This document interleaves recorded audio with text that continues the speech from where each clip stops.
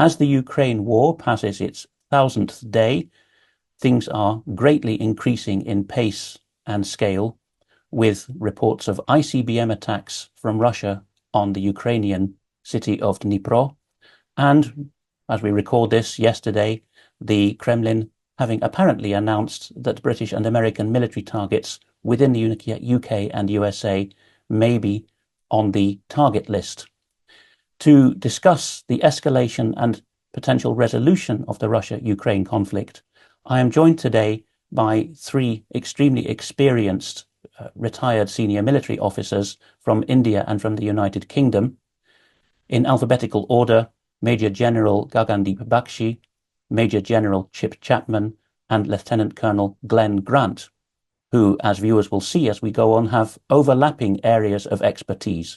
They have a core shared specialism in counter-terrorism, but they have gone on to develop that respectively towards information and psychological operations in Major General Bakshi's case, in Chapman's case, security policy at the Ministry of Defence, and in Lieutenant Colonel Glenn Grant's case, framing of defence legislation and modernisation and training of Eastern European military structures.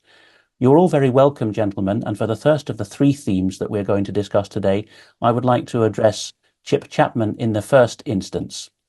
We have seen in this week, in late November 2024, in which we record this, ICBM attacks. I don't think that they're disputed now by either side, by vehicle-borne Russian ICBM systems on a large weapons production facility in the Ukrainian industrial center of Dnipro. We have then seen the Kremlin up the ante once again with threats to the United Kingdom and United States homelands.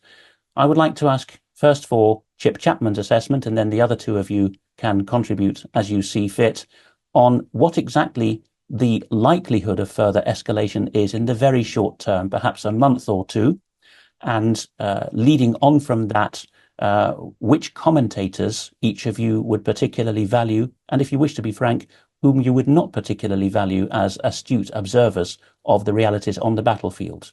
Chapman. Well, the first thing I'd say at the tactical level is I think Ukraine is losing slowly. And that's a term that we've had before. And interestingly, the first time I came across that was in June 22, when it was a term used by Mike Waltz, who's now going to be part of Trump's government. Then, of course, the Ukrainians equalized the battlefield by the introduction of HIMARS and more American artillery. So I do think the Russian proverb of the chicken pecks grain by grain is evident at the moment, particularly on the Donetsk front towards Pokrovsk, which, if they do lose that, I think would be operationally significant in the way that a lot of the other commentary throughout the last 2 years about what has been operationally significant has not been. And of course, you sequence tactical battles for operational effect in support of strategic objectives. So what I think has happened in the last week or so is an attempt to equalize the battlefield in the deep battle. Now, of course, the deep battle is that outside the contact zone. And I think that was done for three reasons in terms of the ATACMS and Storm Shadow being used across the border. Firstly, in the short term, I think it's trying to Trump-proof Ukraine for the next 2 months. Secondly, I think it's a reaction to the introduction of the North Koreans. And again, a lot of commentators have said that the introduction of the North Koreans is a sign of weakness. I don't take that sort of view. I take the view that if your total means is increased and your strength of will is there, your power resistance is elevated.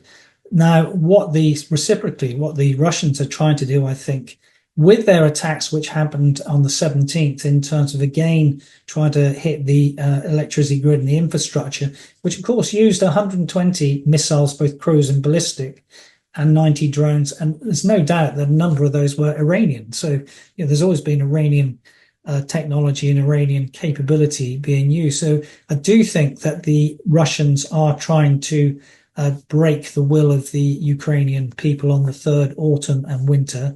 And I also think it's probably wrong that we're saying all the time that we're doing this to get ourselves to a negotiating position. That's only one potential strand of that. I think the other strand is that a lot of the commentariat from Russia would suggest that Russia is not interested in any peace initiatives, that they do see that the submission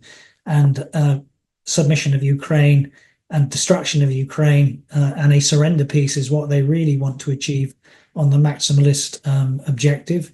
And thirdly, that they don't necessarily see any need for for Trump as a peace broker.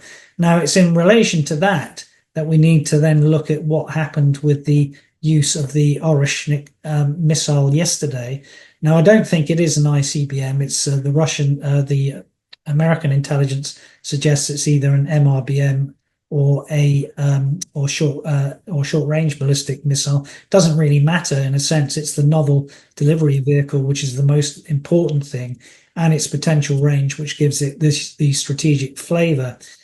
However, I wouldn't go towards, again, this position which most of the mainstream media and social media go to, that we're necessarily heading for World War III, for three reasons. The first one is that the Americans actually knew about the possibility of this experimental missile being used.